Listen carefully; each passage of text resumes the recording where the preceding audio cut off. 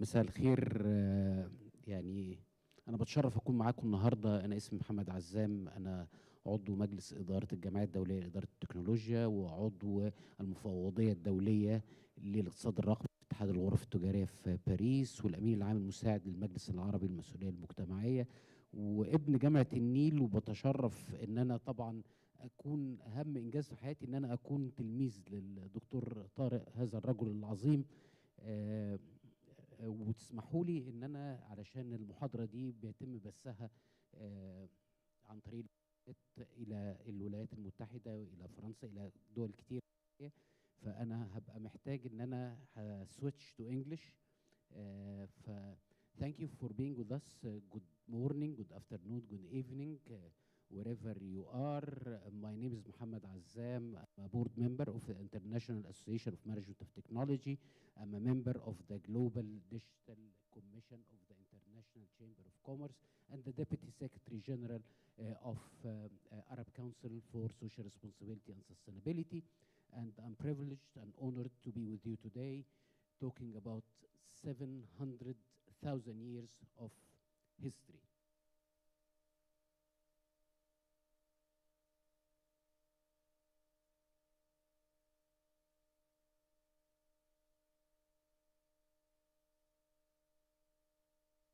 From the lens and from the present of science and technology, because understanding science and technology will avail a lot of answers to many questions that we are asking all the time. Understanding what's science, understanding what's technology, what's innovation, and go through the life cycle of civilization might find a lot of unanswered questions. This is a study, actually, we are trying, because we are not historian, we are not archaeologists, we just trying to have a different perspective of the history of the mankind. And this a study based on more than 500 references, the references coming from peer-reviewed articles, books, studies published in international journals, periodicals. That's why this a very long study. Actually, what we are seeing today, it's just a glimpse of what's written. Actually, we have written a book almost like 600 pages, 700 pages, having all the details of what we are discussing today. And definitely this is a joint work between my humble myself and my guru and my professor, Dr. Tarek Khalil. Dr. Tarek, actually, I think he's got a distinguished title of Distinguished Management of Technology, or Professor of, I think distinguished is not the right wording for Dr. Tarek. I think he's a legend more than a distinguished. Distinguished, everyone could be a distinguished. Being a legend is totally different issue.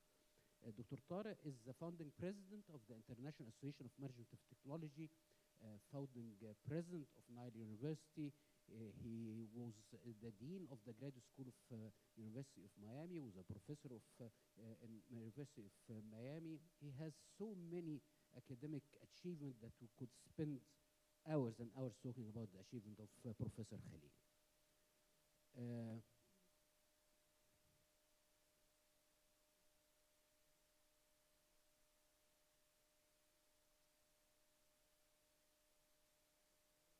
A continuous cycle. And the rise and fall of civilization is totally dependent on the capacity to innovate and the capacity to adapt. Nations that was able or were able to get the knowledge, apply the knowledge, create technology, apply the technology and innovate, this kind of nations only the surviving nations. It was happening, and it happened, and it will happen. Because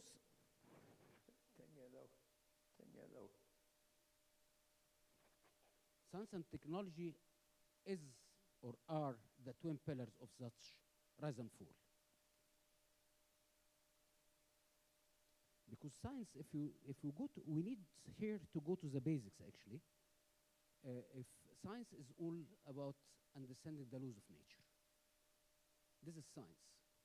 Technology is to manipulate the resources and apply this kind of understanding in a form of tools to do specific jobs. Innovation is the ability of taking this technology in a format of a utility that has either economic or social impact or both. And to do so, there are two kinds of knowledge transfer. We are learning differently from one to another, but the knowledge, the human knowledge, either transferred by coded knowledge, like mechanical drawing. It's a coded, but I can able to understand and decipher and comprehend and apply. Or tacit knowledge. Learning, we are learning from each other all the time. This is the two forms, and we cannot separate the two forms, the coded knowledge and the tacit knowledge.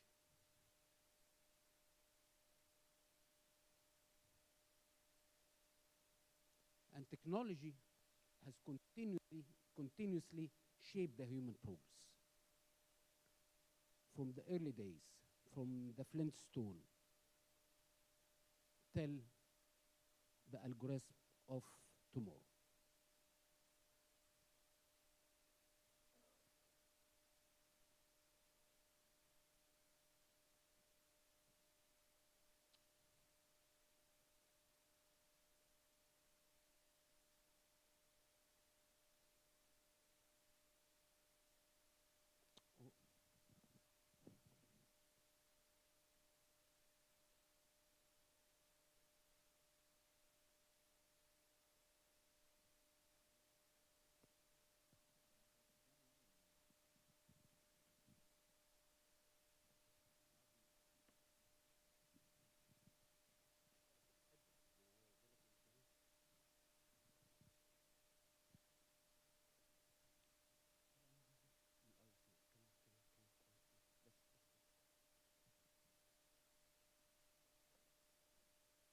This was the technology.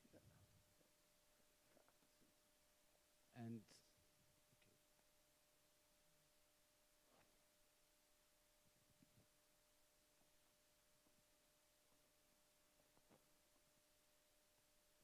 عظيمة يا Egyptian civilization is the oldest recorded civilization in the world. Every museum in the world proudly displays its history. The Egyptian Museum displays 7,000 years of recorded history. The British Museum displays 13,000 years of Egyptian history. The Vienna Museum displays 8,500 years. The Louvre displays 7,000 years of Egyptian history. But they ignore prehistory. Why are we forgetting prehistory? There's the Paleolithic era, which dates back to 700,000 years and more. There's the Epi-Paleolithic era. There's the Neolithic era. There is the Mahdi Butu era. There's the Badarian era. There's the Amaratian era. There's the Grecian era. there's the Nakadi era. Why aren't we talking about those? Every one of those, there are evidence of them in Egypt. There are evidence in Egypt that dates back to 3.3 million years ago, and they exist in the western desert of Egypt. In the Middle Stone Age, 300,000 years ago, in the Sibyllian civilization,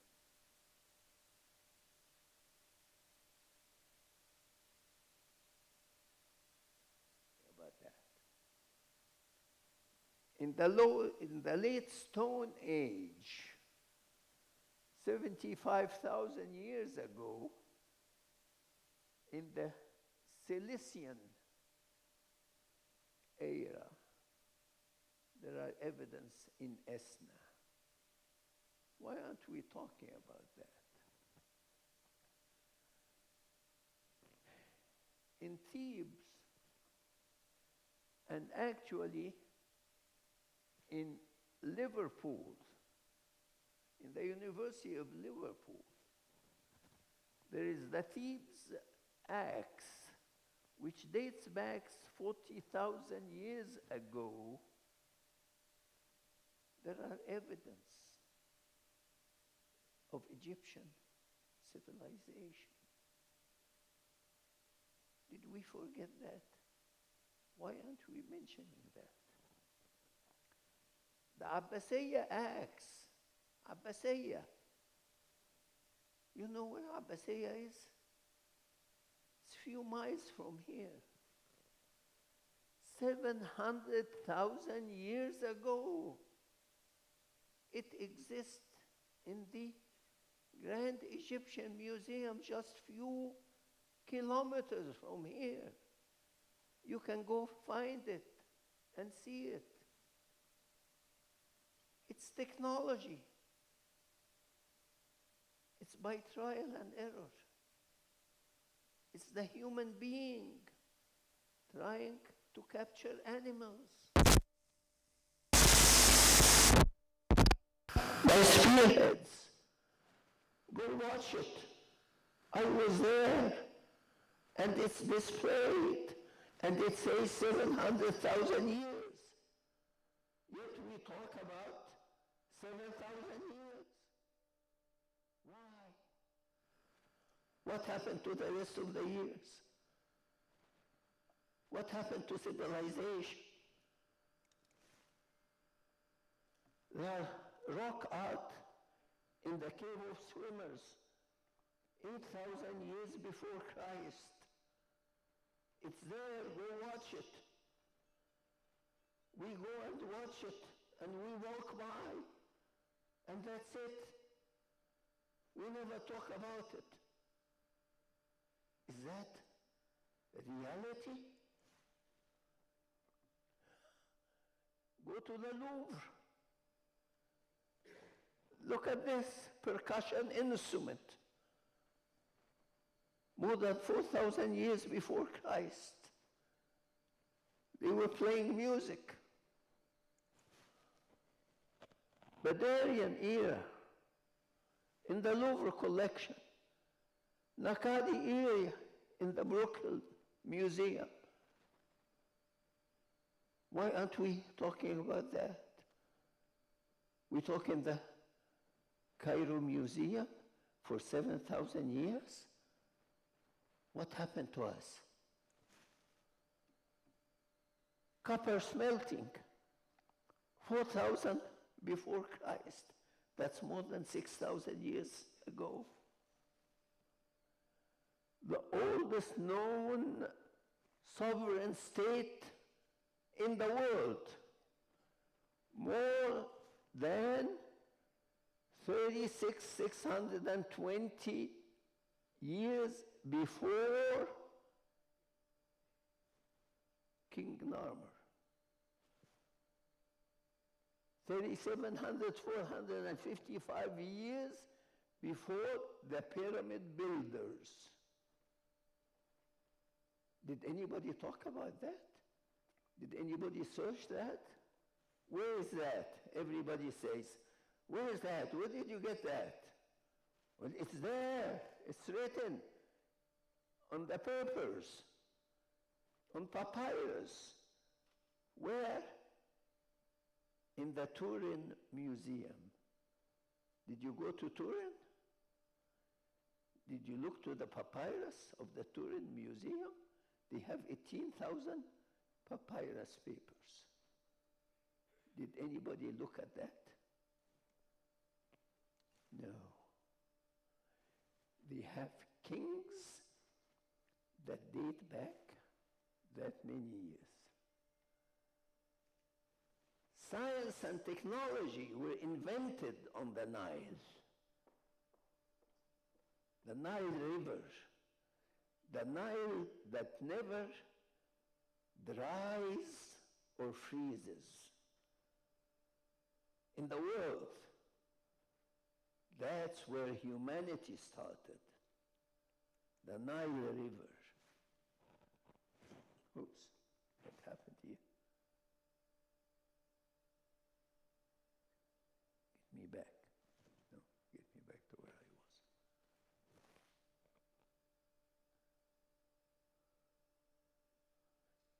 No.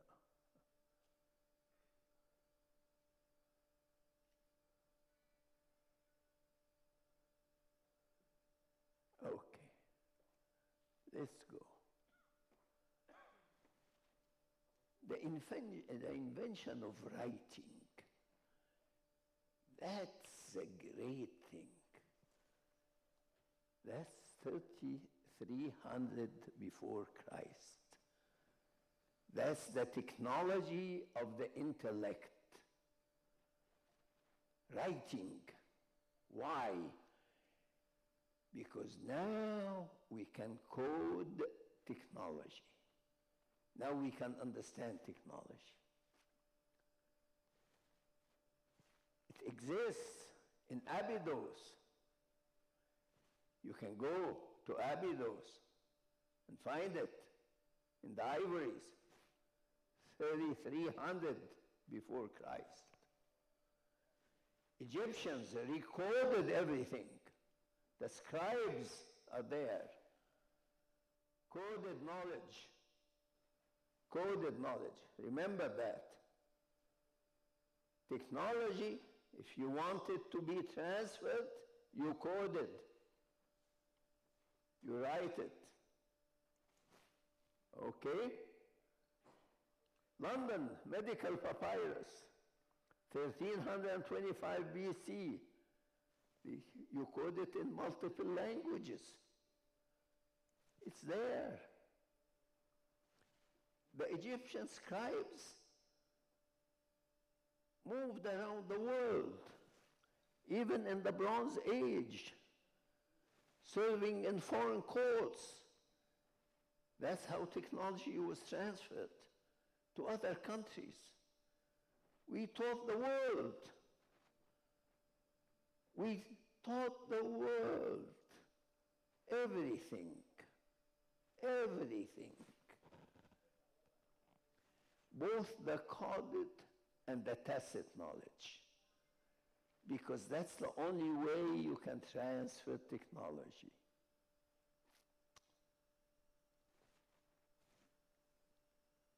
Astronomical information and the legacies are on the walls of our temples.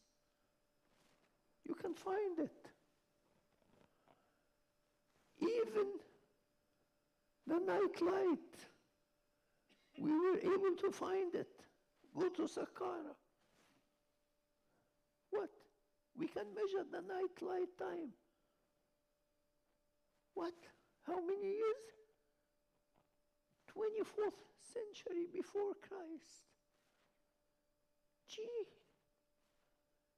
they can do it even now. Egyptian calendar. When was it? 4,200 100 years before Christ, we created the Egyptian calendar so we can understand what's happening with the flood of the Nile. Solar and moon eclipse, we recorded it, and it exists on the temples. Zeus's funerary temple, we adjusted it exactly with the stars. We understood the movement of the stars. How many years? 2,670 years before Christ. We knew how the stars moved. The pyramids of Giza. Everybody keeps talking about aliens coming from the space. What aliens? Those Egyptians understood everything in science and technology 40,000 years ago. They were brilliant. They knew how to align the axes 45 degrees from north. And you can see the alignment exactly in the pyramids of Giza. Exactly with astronomical, precise alignment. Sophisticated mathematical legacy. They understood everything in mathematics. Everything we know today in mathematics, they understood. Let me show you. Abydos, the power of 10, they had it.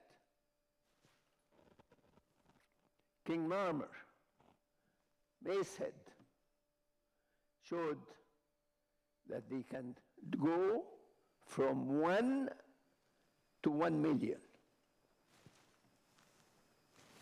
It does exist. Go find it.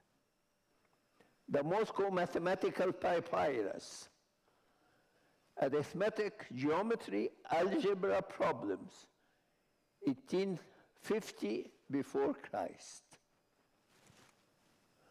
Rimmed Mathematical Papyrus. It's a textbook. It has linear equations, area shapes, multiplications, divisions, similar to binary equations. 1650 before Christ. Egyptian mathematics, inverse integers, 1/2, 1/3, 5/6, for administrative architectural tasks. Palermo stone, 1st and 5th dynasty records, 3000 before Christ. Royal decrees includes the Nile flood, the precise area measurements.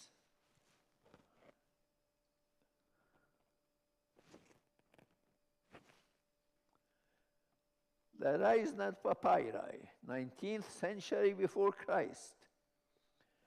Building projects, volume measurements from King Sesostris' reign that's akin to the modern project management practice. That's what we do today in project management. We drew the first geological map that exists already in the Turin Museum. Go look for it.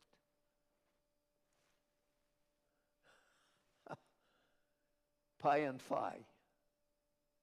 We solved it in the pyramids of Giza. Now we use it. Actually, what Leonardo da Vinci came up with, the pyramids of Giza, already solved it. The market,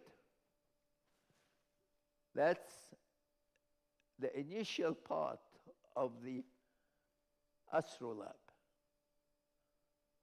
that was used in the building of the pyramids of Giza.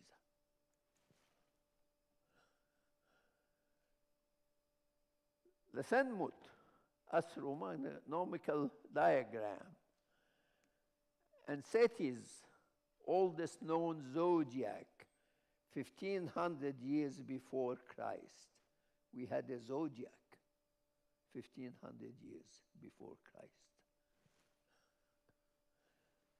Later, look, the genius of ancient Egyptians in agriculture and hydrological projects.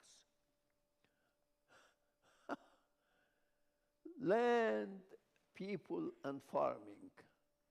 That's Egypt. Tameri, loved and famed with the hoe. Ta'akht, land of floods and rich soil. Kemt, black soil. Tamhi, land of the flax plant. Naht, land of the sycamore fig tree. Misr, Misr, safe and civilized country. Safe and civilized country. Egypt derives from earth, God, Ge, Egypt,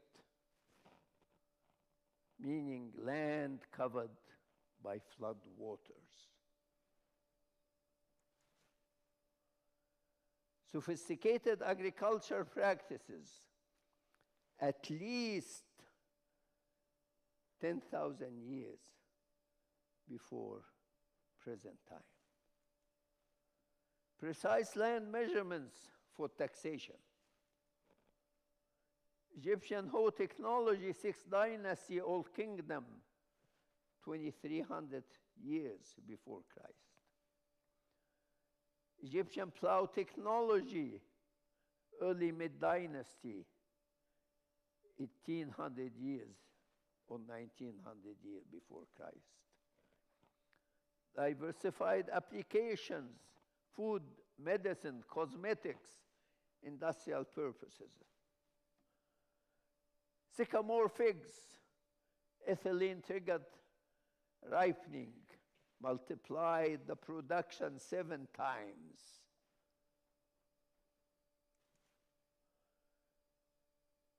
Theographus, the Greek scientist, the father of botany, wrote about that in 370. Later, described the process in detail. Centuries later, he tried to describe the process. Ancient Egyptian biotechnology began in bread, beer, and wine production. They understood biotechnology. Food and beer prepared during the 6th dynasty, Old Kingdom. The workers that were working in the Great Pyramids were already drinking beer.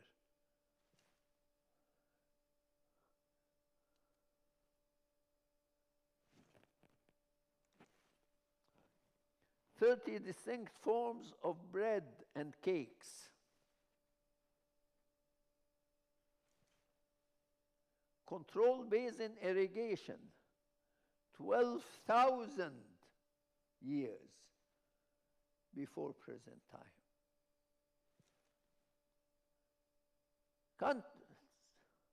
Underground aqueducts, man-made canals, secured irrigation in dry seasons, enabled large-scale farming and year-round harvests. Ancient Egyptians. Arts and science. Ancient Egyptian architecture. Look at the marvels. Remarkable representation of civilization's creativity. Innovative tools, still in use today. We're still using that. Thousands of years. The Moscow mathematical papyrus. Ingenious, unbelievable. Sixth problem. Constructing rectangles with two perpendicular sides, forming 90-degree angles. That was 1850 before Christ. The Great Pyramids of Khufu, marvel of the world. A clear example of integrating advanced knowledge that was in the fourth dynasty of Old Kingdom. That was 2,600 years before Christ. We still have it today, and we go visit it. Pythagoras, that we always claim he's the father of mathematics, came with his theory 1,280 years after the pharaohs of Egypt. And he copied it. And he was kicked out of Egypt from Alexandrina, Bibliotheca Alexandrina. Remarkable sophisticated obelisks. They look up into the sky. We have one from the Tahrir. Unfinished obelisk in Aswan, 42 meters tall, 1,100 tons in Queen Hatshepsut reign. Unique aerodynamics characteristics. They don't fall, not even in great winds.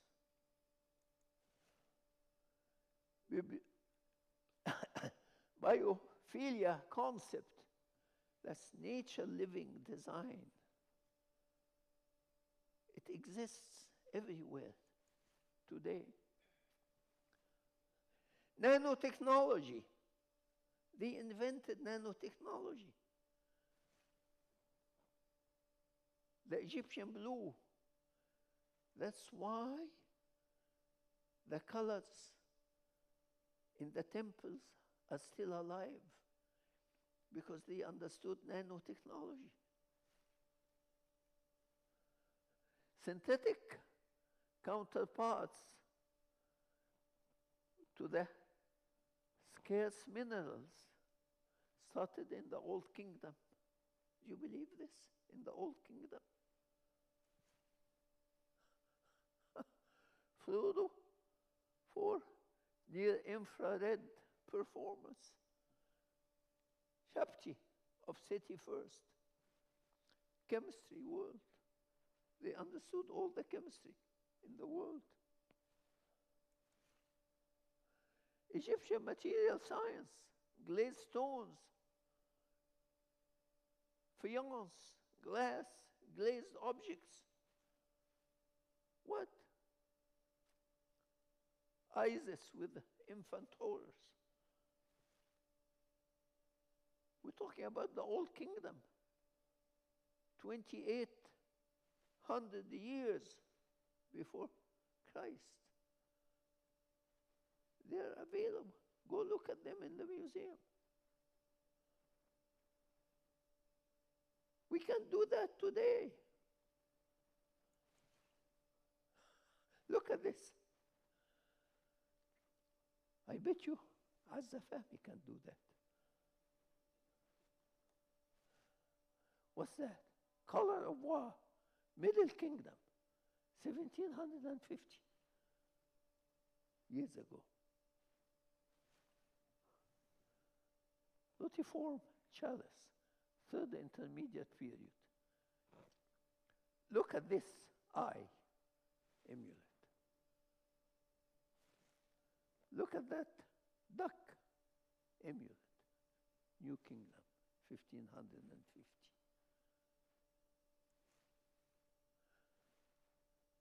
Glass making. Can you get a pottery? Go to Tunis, Fil Fayoum, and get me one like this. I bet you if we can find someone who can get you that same quality. What year? 1295 before Christ. Look at the quality. Textile. Since the beginning of man, they were doing textile. Look at the textile making. 5,000 before Christ. Under microscopic examination, the fibers and dyeing techniques. Medicine. Let's talk about medicine. Not superstition, but schools of medicine, education, practice, knowledge. Men and women trained as doctors, first recorded in the Old Kingdom, 2500 before Christ. 4,000-year-old skull treating cancer. The Hun medical papyrus, 2,500, 2,100 years, 34 distinct sections. Each case presents distinct medical issue, diagnostic insight, and non-surgical interventions. It's all written. It's available. Doctors should go learn it. Medical schools should learn it. Hearst Papyrus, 2000 BCE. 260 medical prescriptions. Urinary, blood, hair disorder.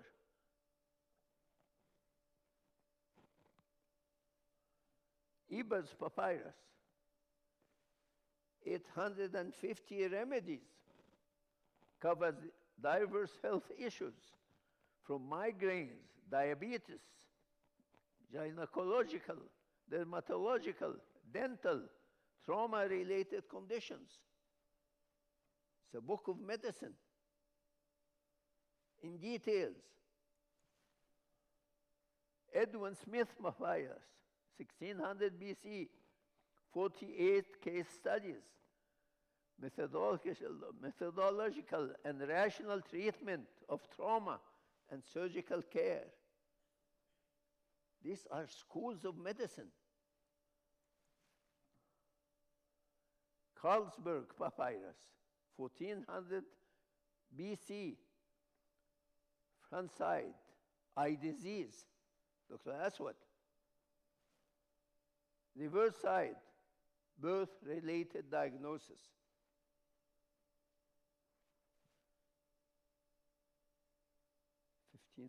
BC.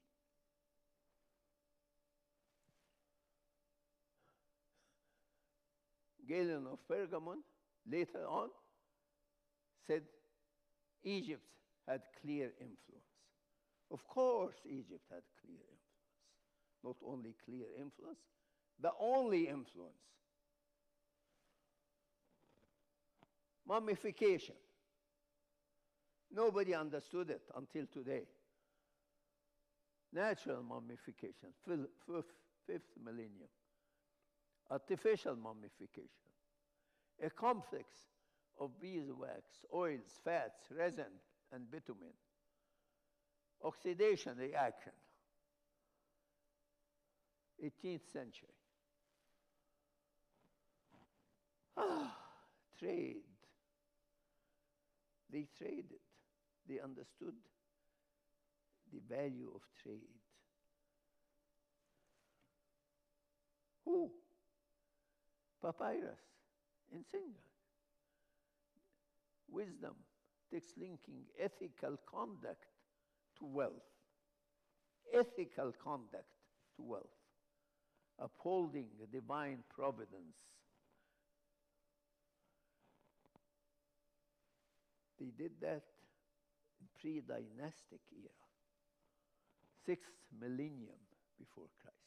6th millennium before Christ. Where did they go? Here are the trade routes. We have the maps. They traded with other people. Shipbuilding technology. They had the shipbuilding technology. They were the only ones that had the shipbuilding technology in the world. Why? Because they had luscious forests in the western desert. And they had the shipbuilding technology. They had the technology. And they built ships. Shipbuilding, the shore boats. We have evidence for that. Hofu. You can go and see Hofu's boat. It's there. Nobody in the world had that technology. Interestingly enough, Noah's boat is inscribed and portrayed in the chapel of Exodus in the piece in Kharga Oasis. Look at Noah's boat. How it's displayed. It's very primitive.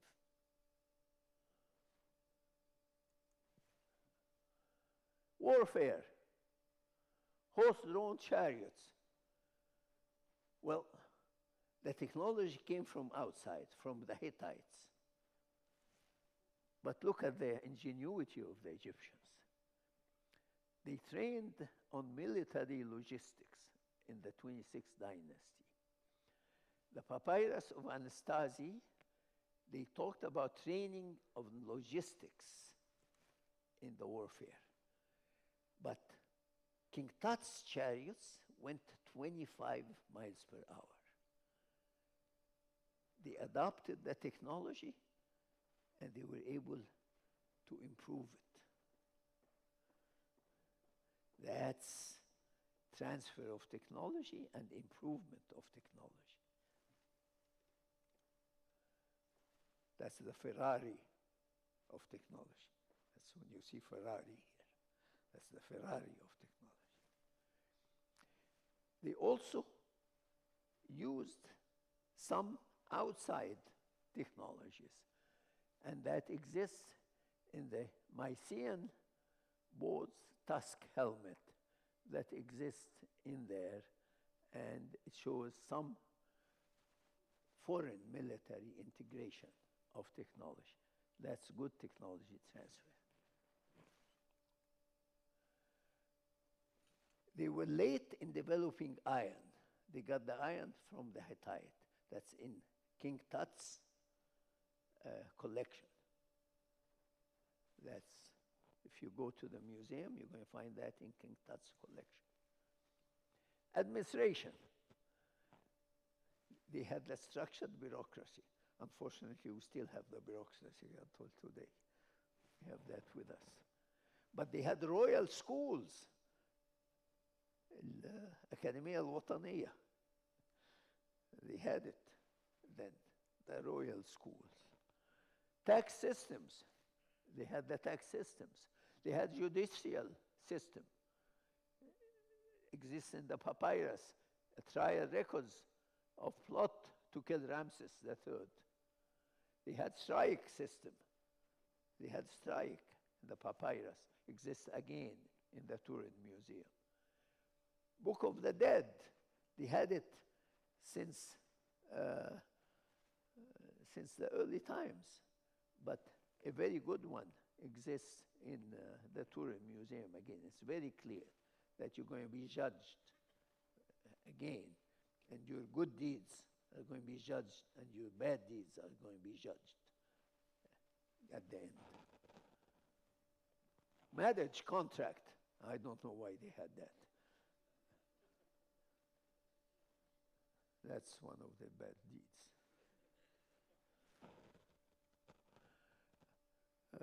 They understood science. They understood the laws of nature. And they understood technology, applying knowledge for the betterment of human life. That's what technology is.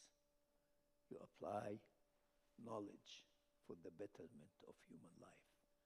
And that's what technology is. And it's very important.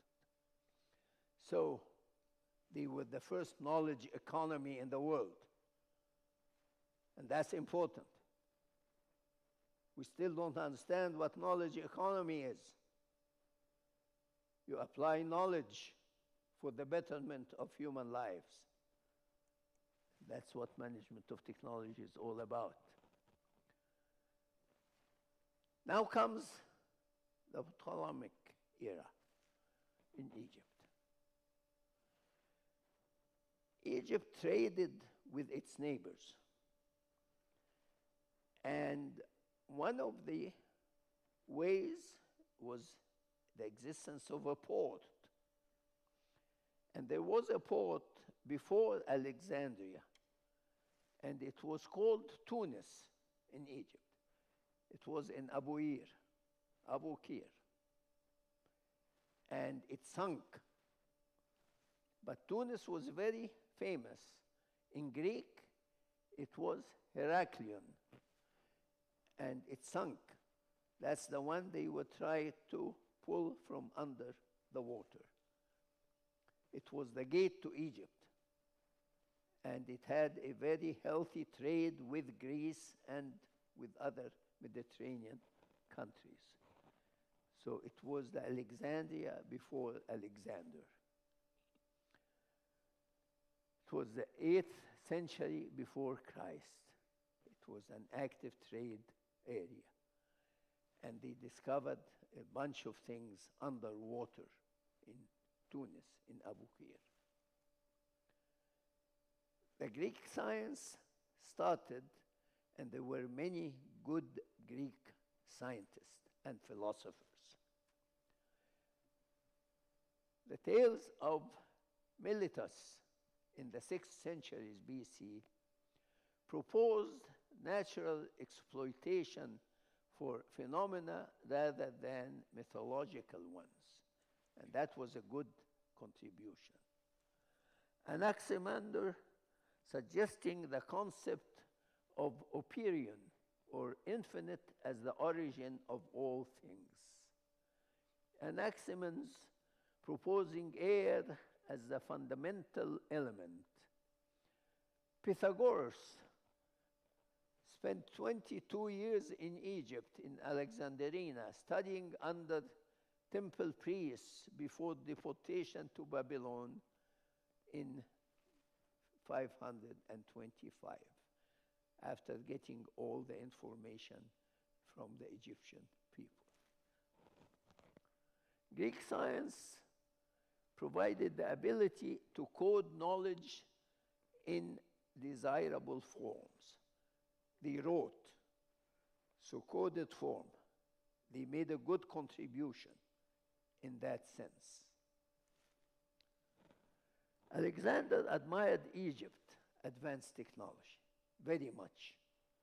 So he came to Egypt, but he never was able to decipher the Egyptian code because he didn't understand the Egyptian language.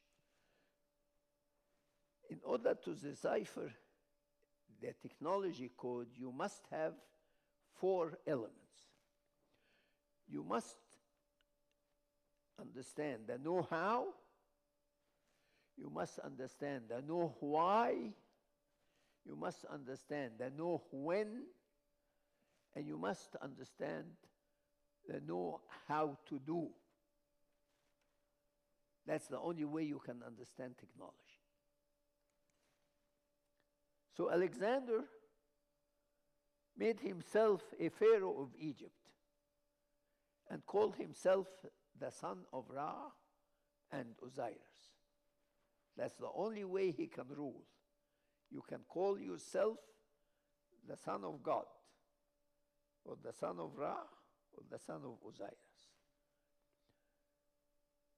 So you can see him at Karnak.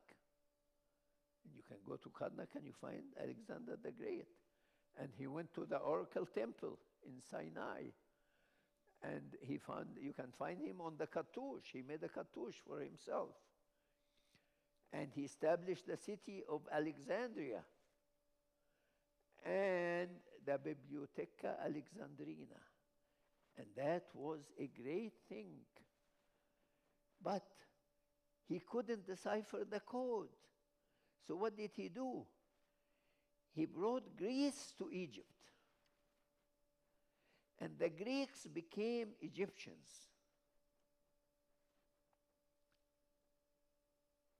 So the Greeks became Egyptians. And they lived in Fayoum, and they lived in Qina, and they lived in Suhag, and they lived in Cairo, and they lived in Alexandria, and everywhere. And they lived in Alexandrina. So you find the temples along the Niles, the Greco-Roman temples along the Nile. But who built them? The Egyptian technology. But they call them Greeks, Greco-Temple, Greco-Roman. But they adopted the Egyptian technology. Look at that. Look at how marvelous those temples are. Edfu. And they established the Book of Temples. The Book of Temples exists, 40 plus manuscript outlining ideal construction and operation of temples. The zodiac of Dandara, that was established 1200 years after Seti's zodiac. 1200 years after Seti's zodiac. Catacombs of Qom Shu'afa, if you have seen them, they were adopting the practices and the beliefs of the Egyptians, of the ancient ones. Science and technology in the Bibliotheca Alexandrina, they brought the scholars. And you may know the names. Who? Euclid, the mathematician. He's an Egyptian. He was in Alexandrina when he established his work about the elements. Aristarchus of Samos. He's the one who said that the sun, not the earth, is at the center of the solar system. He was an Egyptian. He was at Alexandrina. Archimedes. He was an Egyptian. He was in Alexandrina. He was not a Greek. He came from Greece, but he was an Egyptian living in Egypt, in Alexandria, when he made his theories. He applied the theory of levers. Where did he come up with the idea? He adopted it From where? The Egyptian farmland. Claudius, Ptolemy, astronomy, mathematics, geography, Egyptian. Hieron of Alexandria, the father of machines. He invented the first steam engine in the world, but it wasn't its time because there was no market for it at the time. He invented the first organ and the first vending machine. Would you believe it?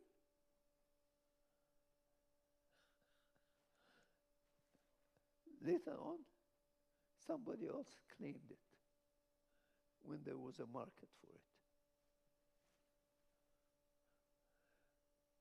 They were not a sudden discovery, but rather it built upon wisdom,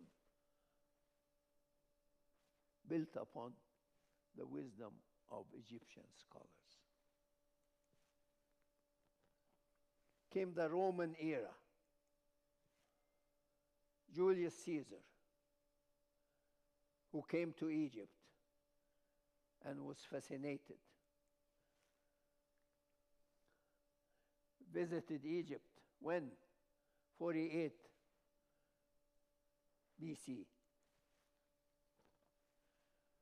He found luscious land, lots of wheat.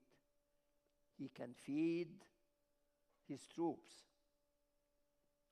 So Egypt was the place where he can get wheat for his troops.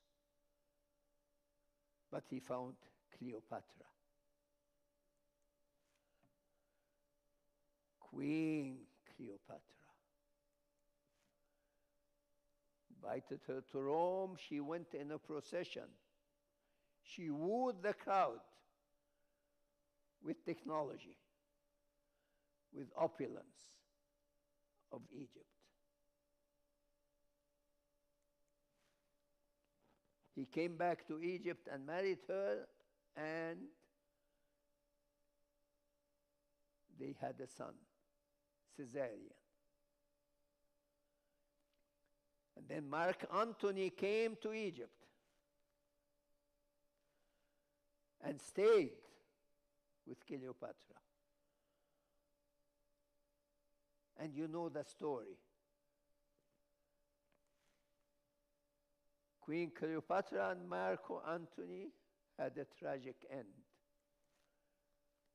And Caesarion, the only son and the last emperor, I guess, behind Julius Caesar, was killed by none other than Gaius Julius Augustus Octavian. You know that story.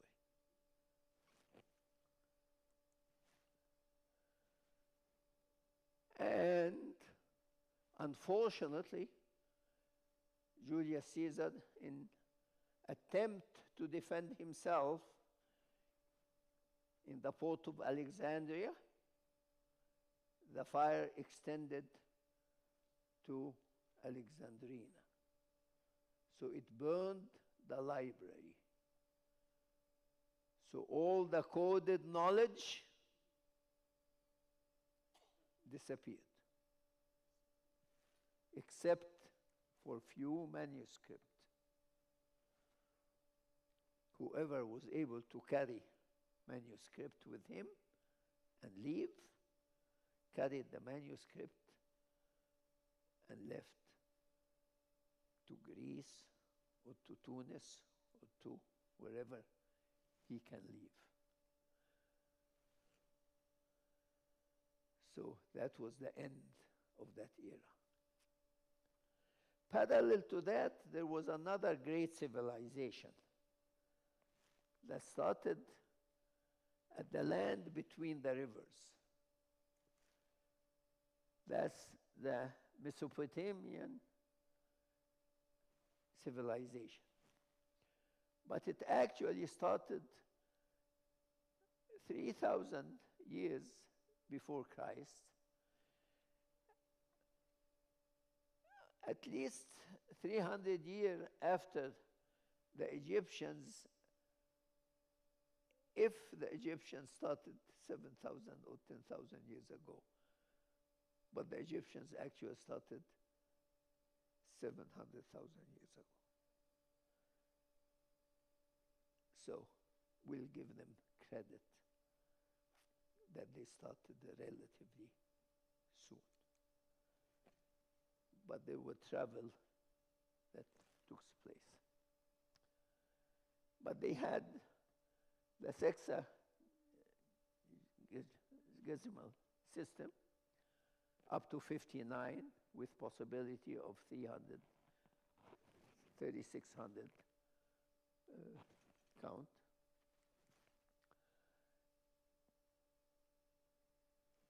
We have to recognize that King Narmer had a count up to 1 million.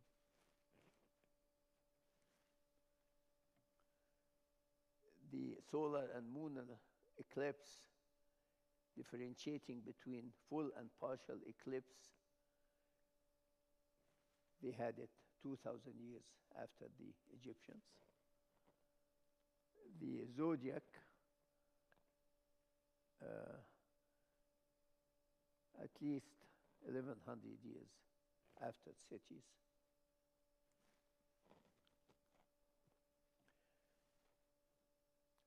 Controlled basin irrigation, 10,000 years before present time.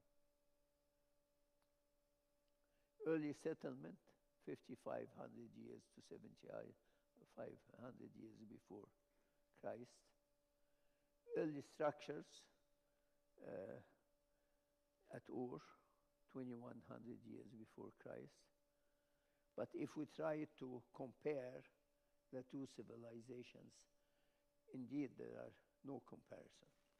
Because if you look at the 21st century before Christ, at the ziggurat of Ur versus the Pyramid of Giza, you find that the comparison really doesn't exist. It's very little to compare. The structure, the Ark of Tak at Kasra, is 2,400, 240. The shipbuilding is very primitive compared to the shipbuilding of the Egyptian. The medicine is very primitive. And even the Hammurabi code is very primitive compared to the Egyptian medical records. Herodotus in the 5th century, demand for Egyptians and Greek doctors serving in Persian king, he wrote. So the Egyptian doctors were required. What's the missing link here? Beyond war and diplomacy. The Gebel of Ark knife, which we found here in Upper Egypt, indicates some cultural exchange between Egypt and Mesopotamia. So there were definitely some cultural exchange between different areas in the Middle East and around the Near East areas.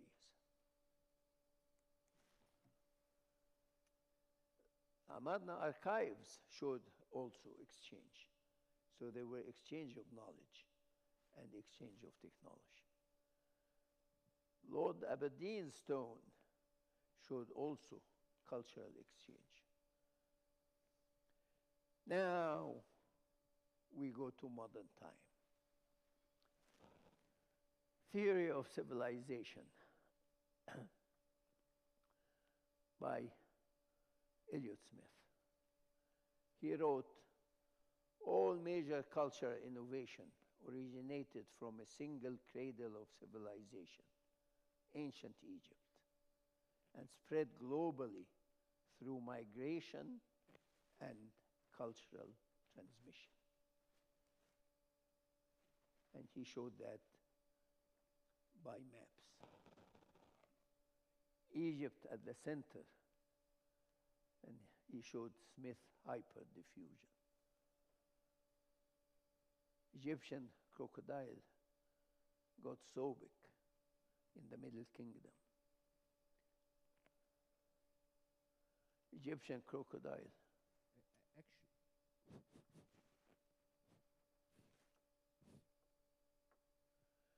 The missing link. Actually, the blank and painted alloy technology moved from Egypt. This is a very important task or aspect, Dr. Tarek, because if we go to the map, please the map again. Okay, here this kind of technology actually originated in Egypt, like in the Middle Kingdom, or actually before the Middle Kingdom. It's a combination of copper, gold, silver, and arsenic. And this technology found traces through migration, and small group people are traveling all the time from Egypt to Persia, to India, to Tibet, to China, and then to Myanmar, Thailand, and Korea, and Japan, and reached Japan by 3rd century before Christ. This shows how the tacit knowledge and the people migrating with tacit knowledge, and we mentioned through the presentation that so many Egyptians served in foreign courts, and because knowledge is very important to diffuse, and this nothing happened by or based on sudden events. Actually, all things are totally connected. That's why if you look at sensor technology, again please. Again. That's why understanding science and technology is the key for having the big picture. And that's why, allow me, Dr. Tarek, this is, as I said at the beginning, we are not historians, but actually we are opening eyes. We are just ringing bells, and we have a sincere invitation for ecologists, scientists, mathematicians, Egyptologists, UNESCO, all organizations, all the regional, national and regional, international organizations, to revisit this based on this hypothesis, based on this notion, based on this concept. Thank you. Came the Islamic era. Islamic era showed a fantastic growth. They came to Egypt and built the Fustat city. It was built by Egyptians again, and it was built based on Egyptian techniques, the same way. Sur al-Magra al-Uyun in Egypt, same techniques. The Islamic era, the golden age, they went to Alexandria, they got the approval of the church, and they expanded the technology, then went to Baghdad, and something happened, is that in Baghdad they built the House of Wisdom, or Beit al-Hikmah. That was taken to Alexandrina. That was very important, because they started to recollect the information from Alexandrina. And that created another sort of renaissance of knowledge and technology. Based on that Beit al-Hikmah came number of scientists and technologists. But the most important one of them was Ibn Wahshiyya, because he tried to decipher the code This is the first attempt to decipher the Egyptian code. It was the first attempt to decipher the code of the ancient Egyptian.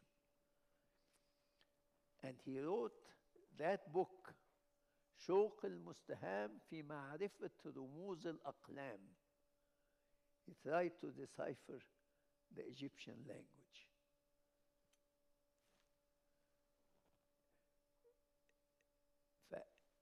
Both tacit and coded knowledge started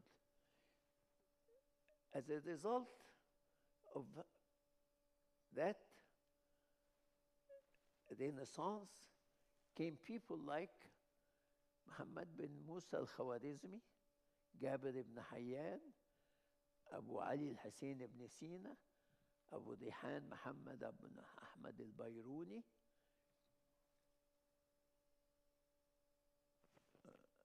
Did I go back? Actually, this from Andalusia.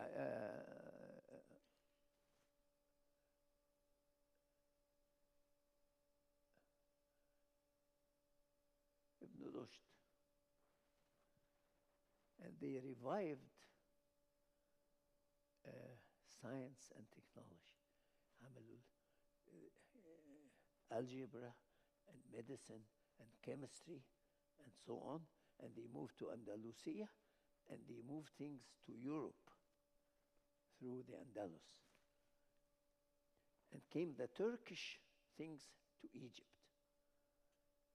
And they took the Egyptian artisans back to Istanbul. Then the Renaissance era. And both the Turks in Istanbul and the Spaniard in Spain moved the knowledge to Europe. That's how Europe started getting science and technology.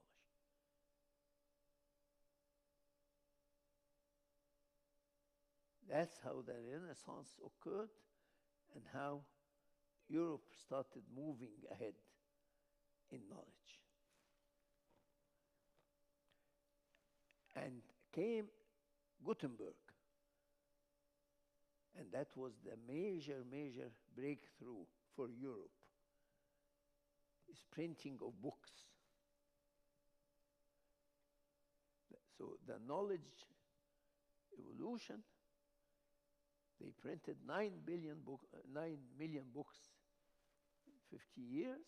And this is actually was the first democratization of knowledge.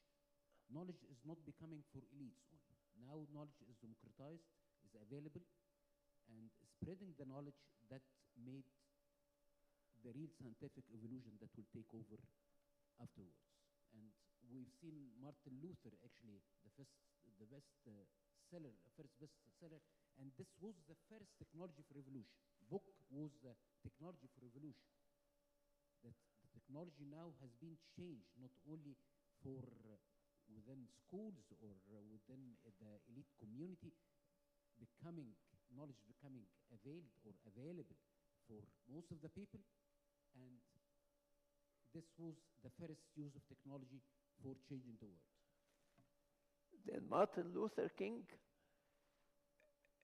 freed the thinking. And freedom of thought is the first thing for innovation. Freedom of thinking. Getting out of the box. So you can start getting out of the ties of the church.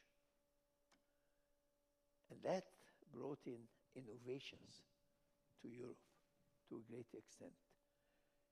Vasco da Gama used the astrolabe to go around the Cape.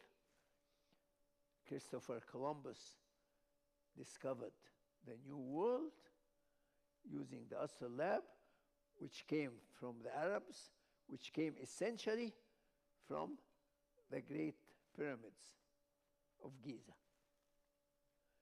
Leonardo da Vinci, he copied the ancient Egyptian.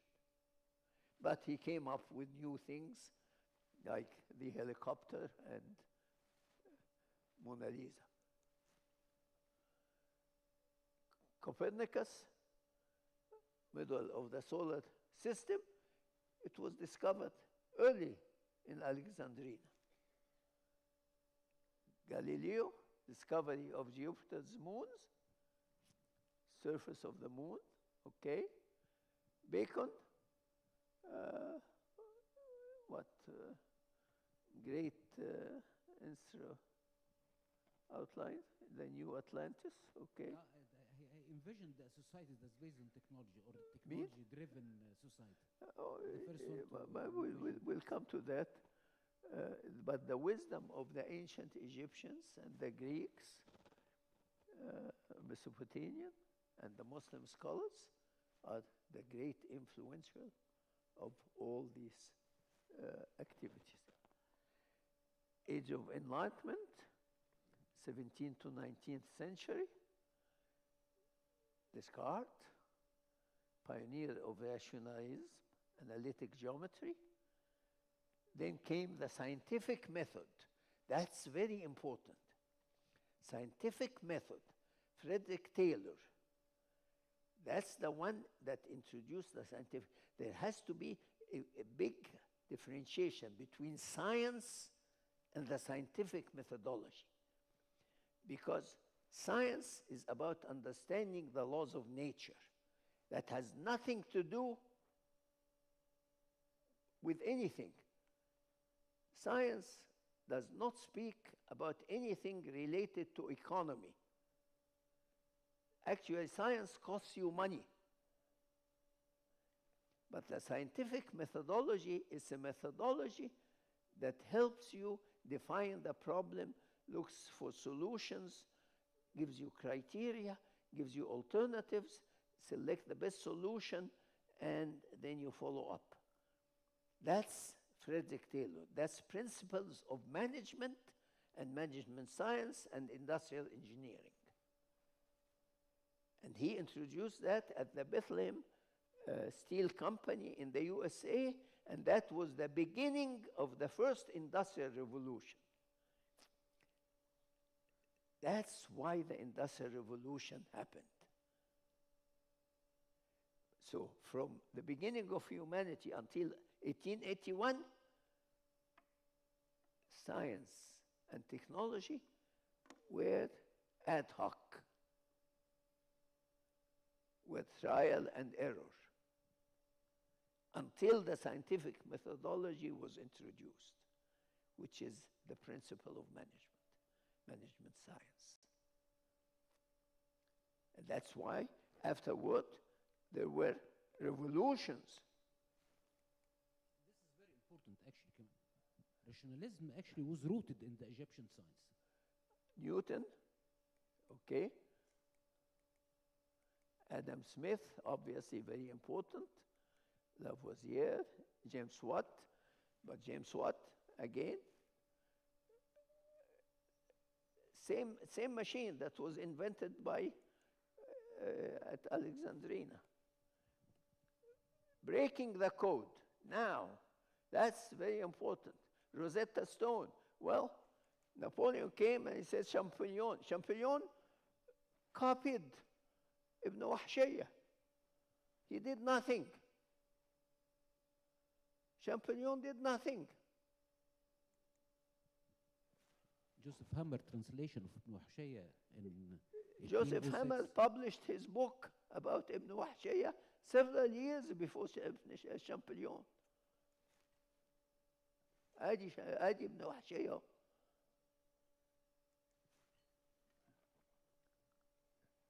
The machine's era, the birth of the industrial revolutions, Lunar Society in Birmingham. Those were important because they provided freedom of thinking, connected knowledge, industry leader. Frederick Taylor, that's what I'm talking about.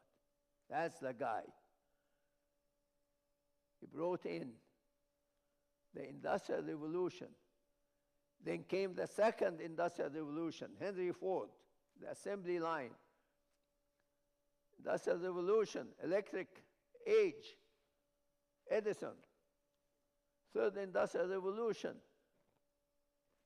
the artificial intelligence. That's Alan Turing.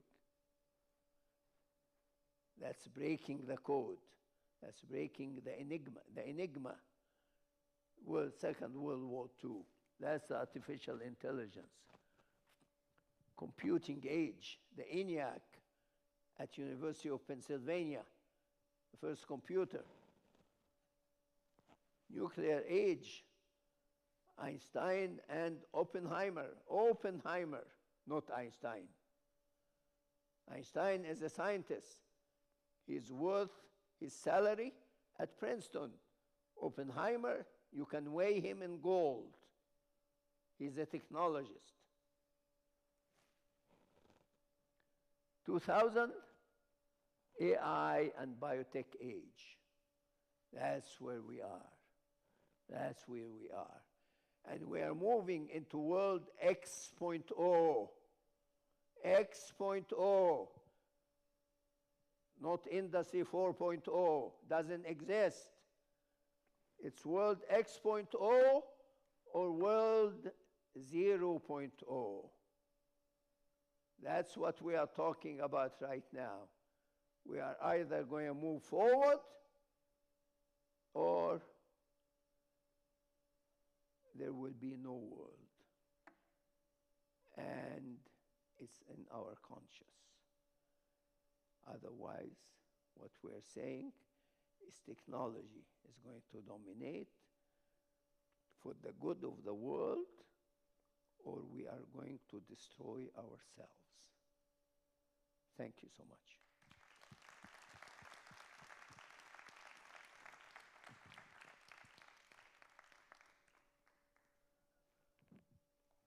We'll open the floor for questions and discussions.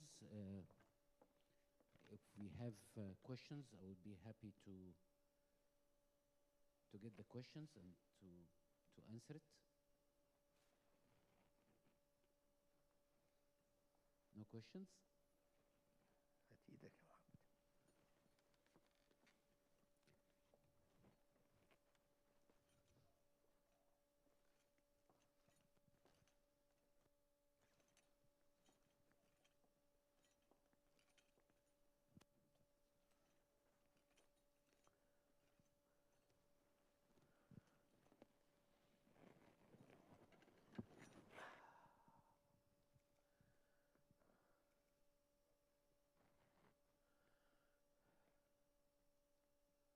This is the beauty of management technology, by the way.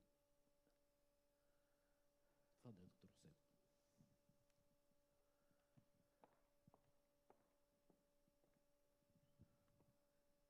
Thank you, Doctor.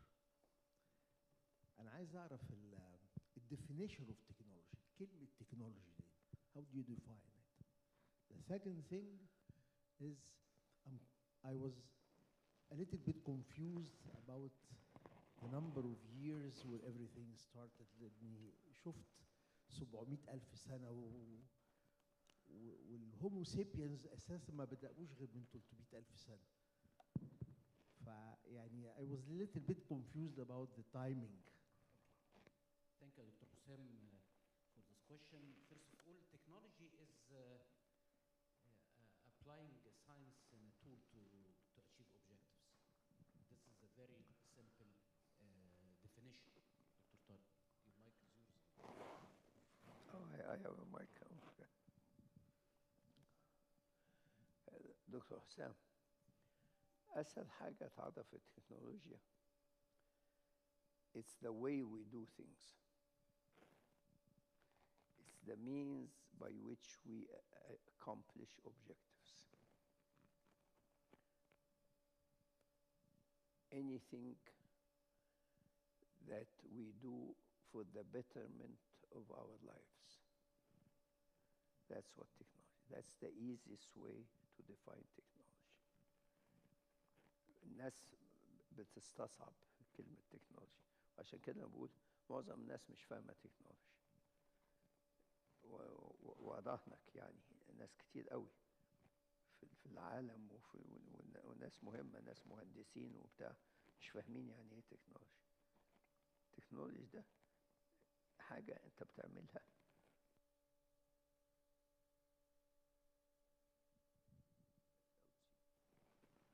ف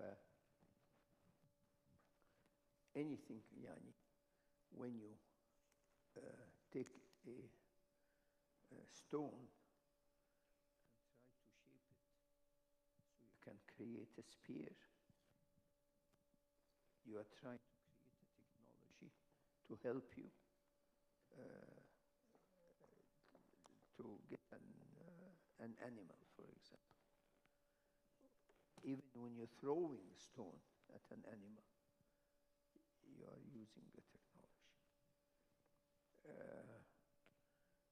When you are developing an axe to dig into the ground, that is a technology. Anything that helps you do an activity that helps you better achieve a task or a mission, that is a technology. That's why it started by trial and error. And people are most of the time are confused between science and technology. Science is about understanding the laws of nature. What does that mean? In science, you look at nature, you look at the sky and describe how the skies, how the stars are moving, how the planets are moving. You look at the waters, you look at the geology of the earth, you describe it. It adds to your knowledge. Science improves your knowledge, which is great. But when you talk about never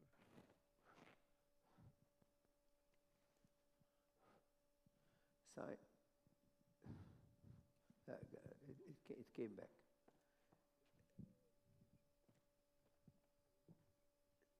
Science never adds value in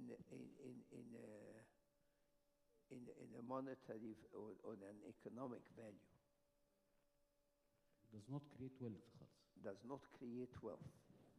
Technology creates wealth, creates value, added value. That's why we say technology creates wealth, creates value. That's why I said, but when science and technology are intertwined, then you can really have a double effect. Most people, unfortunately, when they define technology, they say it's applied science. Well, that's a recent definition. It's a very recent definition. And when people started at the beginning of humanity, people knew nothing about science. They were observing nature, but they knew nothing.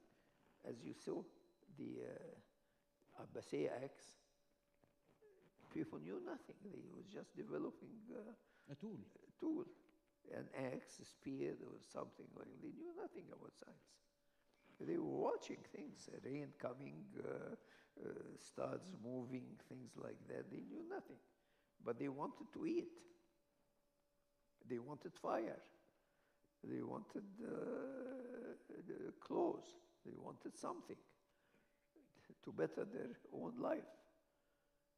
For that was technology in action that provided added value to them. And they never understood. They studied the other phenomena. And they worked with the other phenomena. And it went for years, I tell you, until 1881. It wasn't long. That's why there was no industrial revolution until 1881.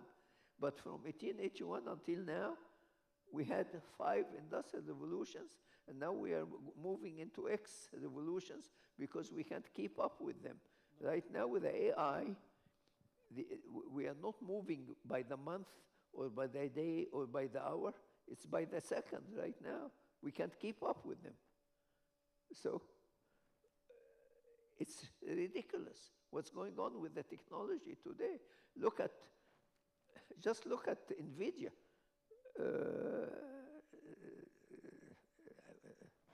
NVIDIA actually, look at Valuation. Look at NVIDIA valuation in the market today. and I'd like to add something here. Just put the case of NVIDIA valuation. Okay. Just NVIDIA actually now is valuated at $4 trillion US dollars. A company valuated at $4 trillion.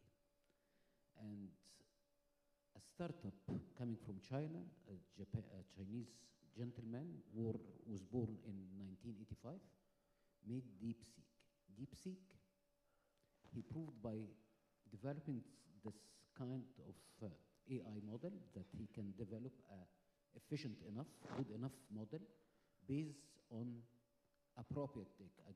He proved that I don't need this very high-end NVIDIA chips to build the model. And he trained the model for $6 million US dollars, was like Sam Altman or ChatGPT or whatever, or Microsoft, paying billions. And this move caused NVIDIA 650 billion loss in a single day. This was the largest loss in the history of the US stock market. 650 billion, this is equivalent to the GDP of Sweden. This is what a country like Sweden produced in 1 year. A startup from China made another company in the United States, the giant chip maker or the most advanced chip maker, to lose 650 billion in 1 day.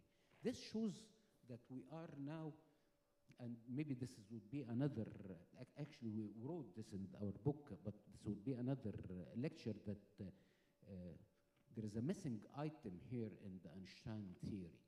E equal mc square, but we added I, because information, the input of information would be more destructive or more productive compared to the nuclear power. Look at what's called now, it's I-war. We are talking about manipulation of public opinions. We are talking about lethal autonomous weapon systems. We are talking about drones. That was a toy in 2018 and becoming a game changer in 21st century war. We've seen that in Ukraine. We've seen this in the conflict in the Middle East. We've seen this a lot. And Elon Musk said one day, like a few months ago, who is building F-35 costing billions and billions, while I'm building or a drone could cost or make the same effect. Actually, look at what happened when Ukraine targeted the strategic airports in Russia, and the damage was $8 billion US dollars in a single day. And the most important damage is I don't have such very sophisticated air force to control the sky. And this another issue, that democratization of knowledge that started with Gutenberg in 1450 is always moving the power from state to individuals and non-state actors. And this is very important. If skies was belonging to governments only since the First War or the Second War. Now skies belongs to everyone. To terrorists, sorry, we need, okay, Dr. Assam has a question. على 700. بص دكتور حسام، أنا هجاوب على الدكتور حسام بس وهدي حضرتك المايك. This is at least 700,000 years. This is the age. The problem here that we have limited archaeological evidences. When we're talking about mathematics, that Moscow Papyrus, 1085 BC, actually this is what we found. Actually, it could be earlier than that.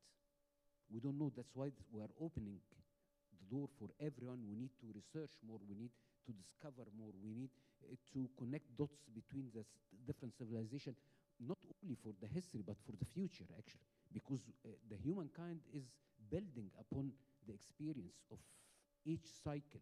And the only way as a country or as a region or as a nation is to own this technology. We were a great nation here. The notion here of the great Egypt, why Egypt was the greatest civilization in the world, not because they building the pyramids, but they were able to build the pyramids because they own the technology. They understand science. They understand technology. They applied science and technology in mathematics, using mathematics, the medical treatments, the nanotechnology or the pigment of the Egyptian blue. We were a great nation because we used technology, we used science, not using wishes to be a great nation. And again, education is the يعني ما احنا مش هنقدر نختار العكس. Education, Egyptian were a great nation because they established education system, by the way. And education system for even for administrative task or for medical practices and so on and so on. Because without education, and education is evolving. أنا سوري يا دكتور عصام اتفضل. الحقيقة أنا ما عنديش كويس. أنا عندي شكر للدكتور طارق اللي لخص لنا 700,000 سنة في ساعة ونص. وإذا كان حد يقدر يعمل كده أعتقد هو الدكتور طارق خليل. فأنا بشكره جدا على very enlightening lecture. كل سلايد من اللي اتعرضوا في 50 سؤال. وانت عشان عملتهم بسرعه مش هنلحق نسال اسئله، لو فتحنا باب الاسئله زي حضرتك ما عملت مش هنروح المحاضره. انما المحاضره دي الحقيقه بتفتح ابواب. اولا بتوري هاو مقدره الدكتور طارق على سرد الهيستوري، مقدره الدكتور طارق خليل على شرح التكنولوجيا والفرق بين التكنولوجيا وبين غيرها. انا شخصيا اتعلمت ان انا ما اعرفش حاجه، لان ال 700 سنه اللي فاتوا دول الحقيقه يعني حصل فيهم كتير. بشكرك يا دكتور طارق. شكرا دكتور عصام. حقيقة ان المحاضره دي لازم يبقى لها توابع. كل سلايد من دول عايز محاضره. احنا اوريدي احنا كاتبين لغايه دلوقتي يا دكتور عصام حوالي 600 700 صفحه في الكتاب.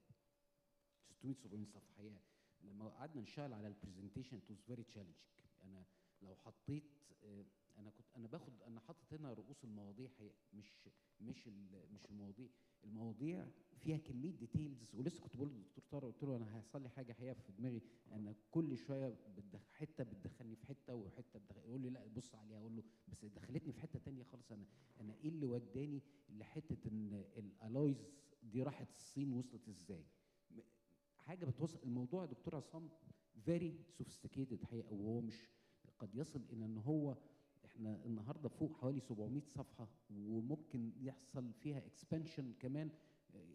ان انا شخصيا احنا بنراجع الكتاب بطلت ابص على حاجه جديده، بطلت خلاص. ان يعني الموضوع فعلا مرعب، وهو المحاضره دي على قد ما هي يعني نتمنى ان هي تكون كانت مفيده، انما حقيقه احنا هي دي مجرد بنفتح باب. حقيقه الموضوع عاوز حاجات كتيره قوي حقيقه. وعلشان بلد زي مصر اللي هي كانت اصل الحضاره from the scientific perspective او scientific truth، هي مش مصر يعني اللي الناس مصر اصل الحضاره والكريدر اوف civilization because this was scientifically proven. الناس مش عارفاه.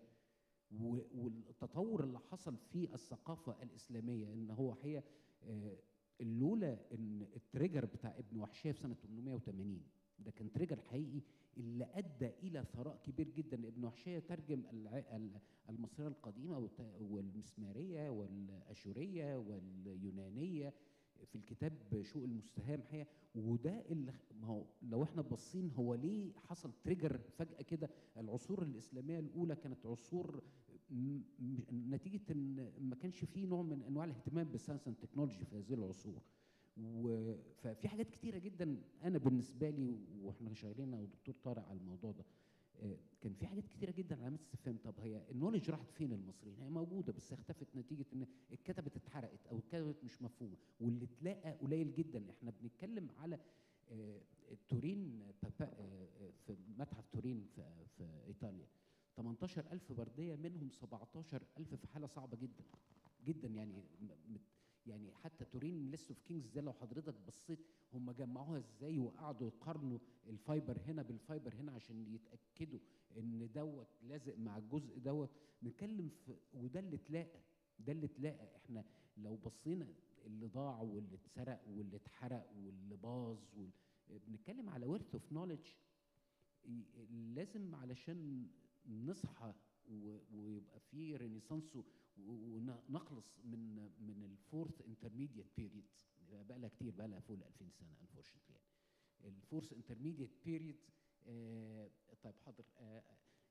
ان احنا لازم نرجع لساينس التكنولوجي. انا هقول كلمه اخيره قبل ما ادي السؤال ده، السؤال الاخير، علشان احنا انا لسه كنت وحضرتك برضو طلبت. انا لسه كنت في ندوه في دار الهلال مع معالي الدكتور اسامه الازهري يوم الخميس. فبنتكلم المصري القديم لما كان متدين، قلت له احياء هو كان متدين وكان عنده اخلاق، والتدين مع الاخلاق قدر يستخدم الاثيكال ساينس، والاثيكال ساينس هي اللي بنت هذه الحضاره. فهي منظومه كامله حقيقه محتاجين ان احنا علشان نصل الى مصر اللي نستحقها حقيقه. هنا حضرتك بعدين انا اسف. دكتور طارق، متشكرين على المعلومات اللي عادت لنا تصحيح الحضارة وتصحيح حاجات كتير بالنسبة لنا يعني، وعادة قراءة لكل الأساطير القديمة اللي اتعلمناها في المدارس والجامعات وما زلنا بنتعلمها. من ضمنها إعادة اكتشاف حجر رشيد لابن وحشية وشامبليون. المعلومة دي اتبنت على أي أساس يعني؟ عشان يعني لأنه ده خبر جديد جدا وحاجة لازم نشتغل عليها يعني. حاجة تانية، كان في هو مع مشرفة اسمه عمل أينشتاين. حضرتك جبت أينشتاين. كان أينشتاين مجد كتير في أعمال العالم المصري مشرفة، فكان ممكن تنويه عليه لما جت سيرة أينشتاين. شكرا.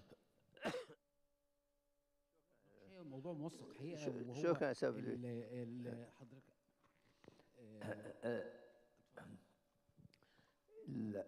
الحقيقة شامبليون اعتمد كتير على الترجمة أو الكتاب اللي نشره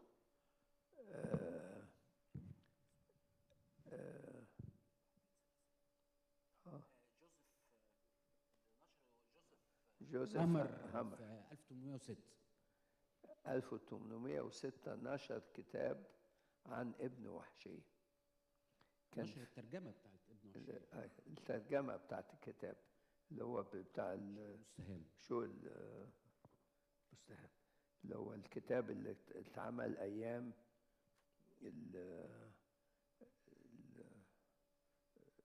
دار اسمها المعرفة، بيت الحكمة، بيت الحكمة 880 ميلادية، لما كان بيترجم بيحاول يفك الشفرة، فنشر الكتاب في 1806. فشامبليون قرأ الكتاب ده واستعمله عشان يفك الشفرة من حجر رشيد. وما جابش سيرة ابن وحشي، ما ادالوش كريدت. فيعني كان نوع من البليجرزم، فالناس كلها ادت الكريدت لشامبليون. الشخصية الأشهر بس. فهو اللي خد اللقطة مش ابن وحشي، مع ان الشغل الاساسي كان بتاع ابن الوحشي. ولحد دلوقتي حجر رشيد موجود في المتحف البريطاني، وكله يقول لك شامبليون شامبليون شامبليون، مع ان الشغل الاساسي كان بتاع ابن وحشي. طيب السؤال الأخير علشان الدكتور مشرفة طبعا اينشتاين كان بيعتبره من العلماء المرموقين جدا في، وكان له يعني أشاد به عدة مرات يعني جدا. فالدكتور مشرفة كان من العلماء المرموقين في هذا الموضوع، وكان عندنا علماء كويسين في الذرة، وبعد كده وكان لينا دور كبير في الطاقة النووية، بس طبعا كلهم يعني اتزاحوا على جنب. اتفضل حضرتك. شكرا يا دكتور طارق على السرد الرائع اللي حضرتك يعني لميت لنا تاريخ مصر كله في محاضرة، ودي حاجة عظيمة جدا. بس في الحقيقة كان ليا ملاحظتين. احنا محتاجين مايل ستونز، في عندنا مايل ستونز في التاريخ المصري زي اللي حضرتك قلته بالنسبة لحجر رشيد. فلو نركز على المايل ستونز دي، وعلى مثلا مجهود مشرفة مع اينشتاين، وعلى ان اول كتابة في الحسابات في التاريخ كانت من عندنا، يتهيألي هندي قيمة كبيرة، وحضرتك الوحيد اللي ممكن تحط المايل ستونز دي وتبقى جايد للأجيال بعد كده. لأن التاريخ لو ما اداناش حكمة يبقى مالوش لازمة، هيبقى حكايات. والتاريخ لو ما اداناش الحكمة والرؤية، فاحنا لا عندنا دلوقتي لا حكمة ولا رؤية. ففرصة الكتاب ده يدينا حكمة ورؤية عشان نشوف المستقبل. اسمح لي ان اهديك الكتاب الجديد بتاعي، واشكرك على المحاضرة الجميلة. ألف شكر.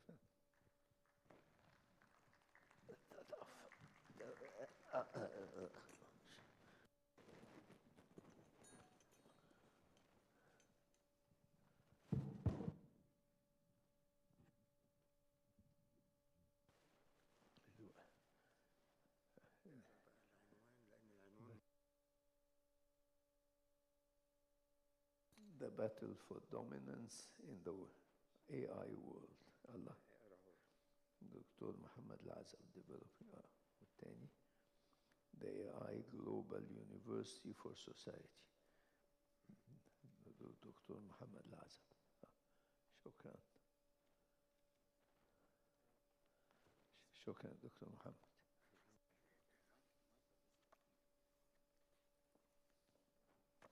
Dedicated to His Excellency Professor Tarek Khalil.